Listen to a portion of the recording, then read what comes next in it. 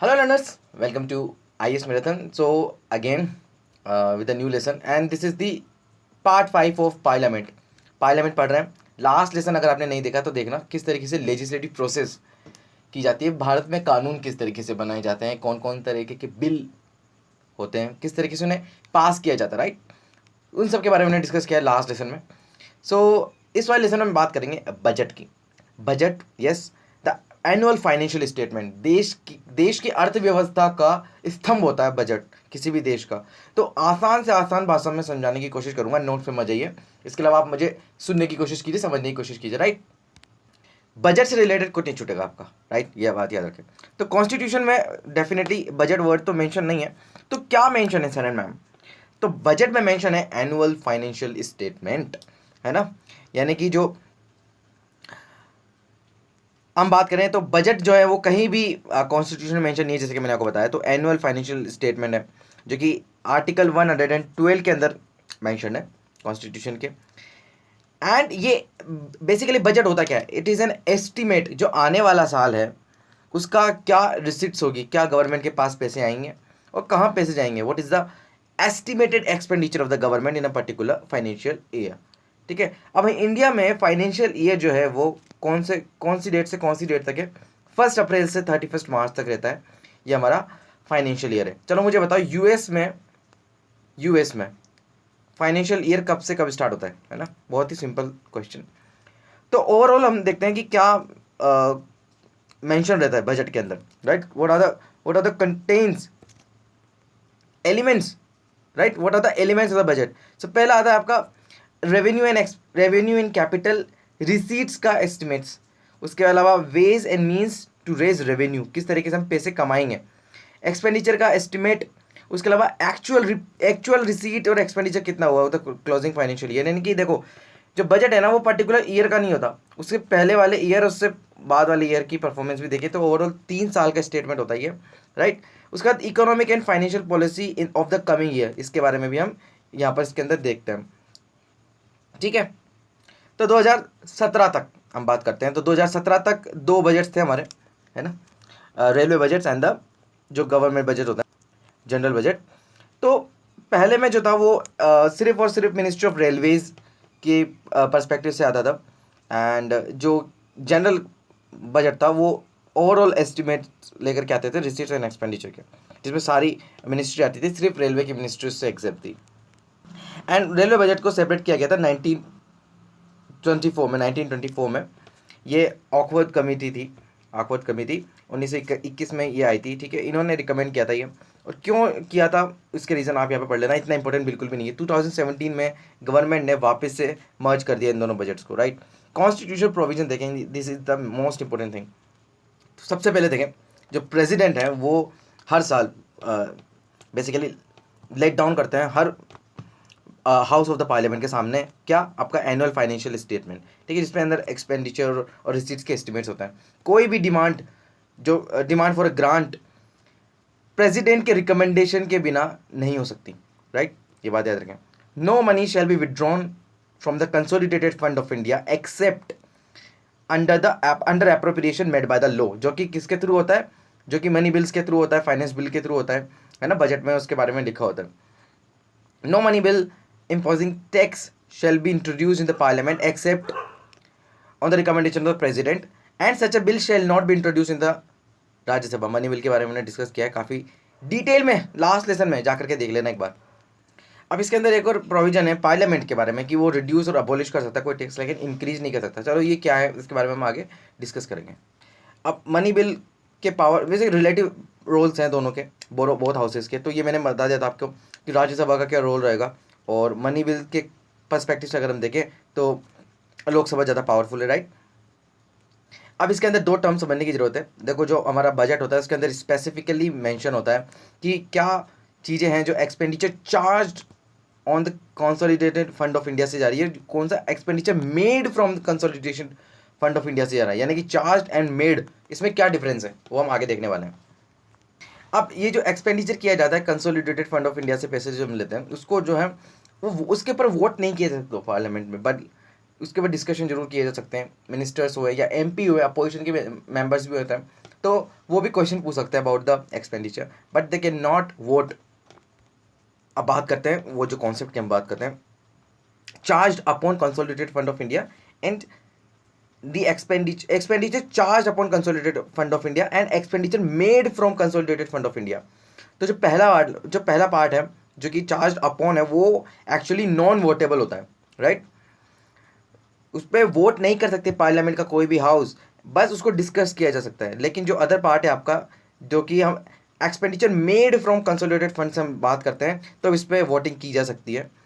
And इसकी list यहाँ पर है, जो कि चार्ज एक्सपेंडिचर है उसकी लिस्ट यहाँ पर आपको दे रखी है, आप इसको देख लेना। ये इंपॉर्टेंट है कि जो debts charges for which the government of India is liable including interest, sinking fund charges and redemption charges and other expenditure relating to raising the loans and the services and redemption of the debt.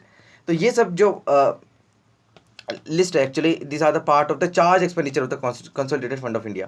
तो ये आप एक बार देख लेना, right. अब बात करते हैं थोड़ा सा इंपॉर्टेंट चीज़, यानी कि बजट की प्रोसेस क्या है, what are the stages in enactment, है ना, कि किन किन स्टेजेस से गुजरना पड़ता है एनुअल फाइनेंशियल स्टेटमेंट को बजट बनने के लिए एंड इन्फोर्स में आने के लिए, राइट। सो पहला इसकी स्टेज है प्रेजेंटेशन, फिर जनरल डिस्कशन, फिर स्क्रूटनी होगी, डिपार्टमेंट्स वगैरह, डिपार्टमेंटल कमेटी जो होती है, उसके बाद वोटिंग होती है on demand of grants, and फिर पासिंग ऑफ एप्रोप्रिएशन बिल्स होते हैं, फाइनेंस बिल होते हैं। ये क्या होता है एप्रोप्रिएशन बिल, आपको आगे पता चलेगा, राइट। तो सबसे पहले देखते हैं प्रेजेंटेशन। तो ये डेफिनेटली फाइनेंस मिनिस्टर लेके आ सकते हैं, लाते हैं। तो ये पहले क्या होता था, फरवरी के लास्ट डे में लाते थे, लेकिन अब जो है फरवरी के स्टार्टिंग में लेके आते हैं, राइट।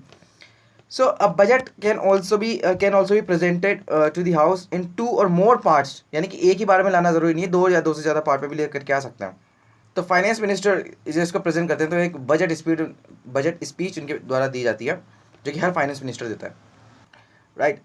लोकसभा में दिया जाती है। उसके अलावा अगर जो राज्यसभा में भी इसको लेट किया जाता है, तो उसके बारे में डिस्कस होती है। एंड राज्यसभा के पास कोई पावर नहीं होती कि डिमांड फॉर ग्रांट्स पे वोट करें, ठीक है। तो बजट डॉक्यूमेंट ओवरऑल अगर हम देखें तो कौन कौन से डॉक्यूमेंट्स इसके अंदर रहते हैं, तो पहला रहता है इसका बजट स्पीच डेफिनेटली, फिर आपका एनुअल फाइनेंशियल स्टेटमेंट, फिर demand for grants, appropriation bill, finance bill, and FRBM act के अंदर कुछ मैंडेटेड डॉक्यूमेंट्स हैं। मैंडेटेड हम बात करते हैं कि डॉक्यूमेंट्स हैं, वो इसके अंदर मैंडेटरी ये देना, राइट। क्या है, पहला macro economic framework statement, fiscal policy strategy statement and medium term fiscal statement, right. उसके अलावा आता है आपका एक्सपेंडिचर बजट, फिर receipt budget, expenditure profile, memorandum explaining the provision in the finance bill, budget at glance and outcome of the budget. Second stage की हम बात करें तो जनरल डिस्कशन की ये स्टेज है, ये कुछ दिन बाद स्टार्ट होती है प्रेजेंटेशन के, है ना, जब in the both the houses, right. And 3 से 4 दिन तक ये चलती रहती है। And during this stage Lok Sabha जो है डिस्कस कर लेती है as a whole or any question of the principle involve, लेकिन कोई कट मोशन इसके अंदर अभी तक इसमें मूव नहीं किया जा सकता, ना ही बजट का किसी भी पार्ट को या क्लोज को वोटिंग पे डाल सकते हैं, वोटिंग के लिए प्रेजेंट कर सकते हैं, नहीं ऐसा नहीं होता इस वाली स्टेज पे। थर्ड स्टेज आती है scrutiny by the departmental committee. अब जो हाउसेज जो है वो जो 3-4 हफ्तों के बाद जब डिस्कशन ये खत्म हो जाता है, तो 24 डिपार्टमेंटल स्टैंडिंग कमिटीज़ है पार्लियामेंट की, इसको डिस्कस करती है इन डिटेल, ठीक है, वर्ड टू वर्ड। एंड ये देखते हैं कि किस तरीके से कौन से मिनिस्ट्री ने कितनी ग्रांट्स मांगी है actually, demands for grants, right. And उस पर एक रिपोर्ट तैयार करती है एंड फिर वो बजट के साथ ही प्रेजेंट करते हैं बिफोर द हाउस। अब बात करते हैं कि रिपोर्ट आगे डिपार्टमेंटल स्टैंडिंग कमेटी की, तो चौथी स्टेज क्या है, डिमांड फॉर ग्रांट पे वोटिंग कराना, ठीक है। तो ये जो डिमांड है ना वो तो जो डिमांड फॉर ग्रांट है वो पहले तो डिमांड ही रहती है, लेकिन जब उस पर वोट हो जाते हैं तो उसको हम बोलते हैं ग्रांट, राइट। 2 पॉइंट यहाँ पर इंपॉर्टेंट है। पहला, अब यहाँ पर बात करते हैं पहले पॉइंट की, तो जैसे कि स्टार्टिंग से बताता आ रहा हूँ मैं, वोटिंग की पावर सिर्फ लोकसभा के पास ही, राज्यसभा ग्रांट्स पर, डिमांड फॉर ग्रांट्स पर वोटिंग नहीं करती, स्पेशल प्रिविलेज है लोकसभा को। सेकंड ये है कि वोट सिर्फ वोटेबल पार्ट पे होगा, बजट का एक वोटेबल पार्ट है, जैसे कि expenditure charge on the consolidated fund of India पे बेसिकली वोट नहीं हो सकता, ये सिर्फ डिस्कस हो सकता है। अभी हमने ऊपर डिस्कस किया था कि कंसोलिडेटेड मतलब जो कंसोलिडेटेड फंड ऑफ इंडिया है, इसको चार्ज एक्सपेंडिचर और मेड फ्रॉम एक्सपेंडिचर में क्या डिफरेंस है, ठीक है। इसी स्टेज में डिमांड है उसको सेपरेटली वोट किया जाता है और उस पर कट मोशन भी लेकर के आया जा सकता है, ठीक है। ठीक है। अब 3 तरह के कट मोशंस हो सकते हैं, यानी कि इसका मतलब ये होता है कि ऐसे मोशन जो कि डिमांड्स को रिड्यूस कर दे, राइट। इससे देश का ही पैसा बचता है और ये अपोजिशन मैक्सिमम टाइम यूज करती है। तो policy cut motion, economic cut motion and token cut motion. इस वाले मोशन के अंदर, पॉलिसी कट मोशन के अंदर जो है ₹1 तक लेकर के आया जा सकता है अमाउंट को, ठीक है। ये बेसिकली डिसअप्रूवल होती है तो पॉलिसी जो कि डिमांड की गई है, ठीक है, उसके डिसअप्रूवल में। Economic cut motion, economic cut motion basically बात करते हैं एक स्पेसिफाइड अमाउंट को रिड्यूस करने की, ठीक है। अब टोकन कट मोशन क्या होता है, देखिए अगर कोई स्पेसिफिक ग्रीवियांस है ना तो इसको वेंटिलेट करता है, यानी कि जो बेसिकली गवर्नमेंट ऑफ इंडिया की जो ओवरऑल रिस्पॉन्सिबिलिटी उसके अंदर कुछ अगर ग्रीवियांस है तो ये उसको टैकल करने के लिए, and it states that the amount of the demand be reduce by ₹100, ठीक है। तो कट मोशन के लिए, कट मोशंस लाने के लिए कुछ फॉलोइंग कंडीशंस होती हैं, जैसे कि ये सिर्फ डिमांड से रिलेटेड होनी चाहिए एंड क्लियरली एक्सप्रेस्ड होनी चाहिए। इसके अलावा एक पर्टिकुलर वन स्पेसिफिक मैटर से रिलेटेड होनी चाहिए। ये सब कंडीशंस हैं जो कि आप पढ़ सकते हैं यहाँ पे, तभी कट मोशन लाया जा सकता है। देखो कट मोशंस का वैसे तो सिग्निफिकेंस कुछ ज़्यादा है, कोई ज़्यादा खास है नहीं, क्योंकि देखो कट मोशन को जो है वो डिस्कस किया जा सकता है, मूव किया जा सकता है, लेकिन उसको पास कराना बहुत मुश्किल है, क्योंकि गवर्नमेंट के पास ओवरऑल मेजोरिटी रहती है तो वो उसको पास ही नहीं होने देंगे। देखो लास्ट डे में क्या होगा, डिस्कशंस के जो वोटिंग होती है ग्रांट्स को लेकर के, स्पीकर जो है लास्ट डे अगर टाइम कम है तो सब स्पीकर क्या करता है कि सारे डिमांड्स फॉर वोट्स को डिस्पोज कर देते हैं, है ना। एंड इसको हम बोलते हैं गिलोटिन, यानी कि इसके बाद आपको डिस्कशन नहीं होगा, राइट। तो उसके बाद आती है passing of the appropriation bill, this is the 5th stage. तो सिंपल सी बात है, दोनों हाउस जो है उसको पास कर देंगे एंड इसके अंदर जैसे कि कंसोलिडेटेड फंड ऑफ इंडिया से फिर पैसा निकाला जा सकता है, ग्रांट्स जो वोट करती है लोकसभा। उसके अलावा expenditure charge upon the consolidated fund of India, right. अब पैसा निकालने के लिए अप्रोप्रिएशन बिल लेकर के आया जाता है। अप्रोप्रिएशन बिल क्या होता है, पैसा निकालने की मंजूरी के लिए, ठीक है। तो अब अप्रोप्रिएशन बिल जो है वो अप्रोप्रिएशन एक्ट बनेगा, उसी के बाद मतलब प्रेसिडेंट डेफिनेटली इसको जो है अपना असेंट देंगे, उसके बाद ही पेमेंट हो सकता है कंसोलिडेटेड फंड ऑफ इंडिया से। इतना आसान नहीं निकालना, है ना। चलिए इसके अंदर एक टर्म दे रखा है वोट ऑन अकाउंट। अब इस टर्म की रिस्पॉन्सिबिलिटी मैं आपको दे रहा हूँ, इसका आंसर मुझे कमेंट सेक्शन में दीजिए और इजीली बताना, यानी कि सबको समझ में आ सके, राइट। इसके बाद हम बात करते हैं 6th स्टेज की, ठीक है। तो ये है passing of the finance bill. तो फाइनेंस बिल जो है इंट्रोड्यूस किए जाते हैं ताकि जो फाइनेंशियल प्रपोजल्स गवर्नमेंट ने बजट के अंदर दिए ना फॉर द फॉलोइंग ईयर्स, इसको इफेक्ट में लाया जा सके, ठीक है। मनी बिल की तरह ये पास होगा। एंड अब ये हम बात करते हैं provisional collection of taxes act 1931 का। इसके अंदर ये दे रखा है कि फाइनेंस बिल को ना 75 दिन के अंदर पास करना पड़ेगा और प्रेसिडेंट को असेंट देना पड़ेगा। एंड जैसे ही ये बिल पास होता है ये बजट की प्रोसेस जो है कंप्लीट हो जाती है, राइट। अब देखो कौन कौन से फंड होते हैं किस किस तरीके के, this is the most important part. देखो consolidated fund of India article 266, public account of India, contingency fund of India 267 है। तो कंसोलिडेटेड फंड ऑफ इंडिया में हर वो चीज़ आएगी जो गवर्नमेंट ने रिसीव की है, हर वो पेमेंट, ठीक है। गवर्नमेंट के अकाउंट में क्रेडिट और डेबिट ये दोनों हो गया। तो इसके बारे में अकाउंटिंग कहाँ की जाएगी, कंसोलिडेटेड फंड ऑफ इंडिया में। तो यहीं से पैसे निकलेंगे, यहीं से जाएंगे, ठीक है। तो इसमें जैसे कि गवर्नमेंट को कोई रेवेन्यू रिसीव हुआ तो इसमें आएगा, लोन्स अगर गवर्नमेंट रेज करती है तो इसी में से आएंगे, ठीक है। ऑल मनी जो रिसीव करती है government in repayment of the loans, वो सब इसी के अंदर मेंशन है। अब पब्लिक अकाउंट ऑफ इंडिया क्या होता है, देखो कंसोलिडेटेड फंड में सब कुछ नहीं आता, राइट। सारे क्रेडिट इसी से नहीं होते, नहीं डेबिट। तो अब वो हर वो पब्लिक मनी जो कि कंसोलिडेटेड फंड ऑफ इंडिया के स्फीयर से बाहर है वो पब्लिक अकाउंट ऑफ इंडिया की तरफ जाता है।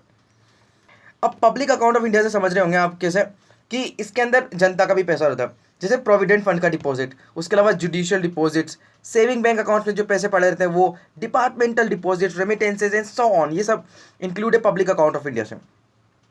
ये कंसोलिडेटेड फंड से इसलिए डिफरेंट है क्योंकि इसमें वोटिंग नहीं की जा सकती, इसमें पार्लियामेंट्री अप्रोप्रिएशन की कोई ज़रूरत नहीं है, ठीक है। ये बैंकिंग ट्रांजैक्शन के तौर पर ही कंप्लीट किए जाते हैं, उसका वापस से रीपेमेंट हो जाता है। कंटीजेंसी फंड ऑफ इंडिया ये इंटरेस्टिंग है, ये समझो ये एक ऐसा पैसा है जो कि यूँ समझ लीजिए राष्ट्रपति की अलमारी में रखा होता है। राष्ट्रपति के पास एक तिजोरी है ना उनकी खुद की, तो वो उसके अंदर ये वाला पैसे रखते हैं, ये वाला फंड रहता है कंटीजेंसी फंड ऑफ इंडिया। ये 1950 का एक एक्ट आया था। ये अनफोर्सिन एक्सपेंडिचर मान लीजिए कुछ आ गया जैसे कोविड, तो उस टाइम पे कंटीजेंसी फंड ऑफ इंडिया से हम पैसे ले सकते हैं, ठीक है। लेकिन इसमें ठीक है। तो इसमें ये जो है, जैसे मान लीजिए कोई बिल पेंडिंग पड़ा है पार्लियामेंट के अथोराइजेशन के लिए, लेकिन वो इंपॉर्टेंट है, उसके लिए पैसा निकालना, तो हम कंटिजेंसी फंड से ले सकते हैं। इसको रखता कौन है, तो मैंने कहा राष्ट्रपति रखता है, लेकिन इसको मैनेज कौन करता है, फाइनेंस सेक्रेटरी। फाइनेंस सेक्रेटरी करते हैं प्रेसिडेंट के बिहाफ पे, ठीक है। तो ये एग्जीक्यूटिव एक्शंस के लिए इस्तेमाल होता है। अब नेक्स्ट सेशन हम डिस्कस करेंगे multi functional roles of the parliament. कौन कौन से रोल्स हैं, लेजिस्लेटिव, एग्जीक्यूटिव, जुडिशियल, इलेक्टोरल, ये सब पार्ट, ये जो है रोल प्ले करता है पार्लियामेंट। तो इसके बारे में डिस्कस करेंगे इन द नेक्स्ट लेसन। जब तक के लिए stay tuned and have a nice day.